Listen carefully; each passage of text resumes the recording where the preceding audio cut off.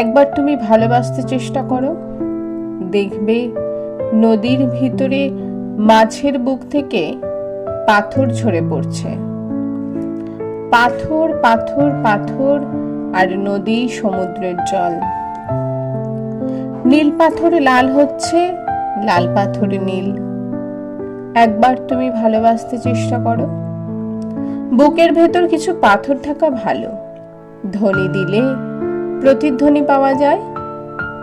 সমস্ত পায়ে হাঁটা পথে যখন পিচ্ছিল, তখন এই পাথরের পাল একের পর এক বিছিয়ে যেন কবিতার নগ্ন ব্যবহার, যেন ঢেউ, যেন কুমোরটুলির সালমা চুমকি জুড়িমাখা প্রতিমা।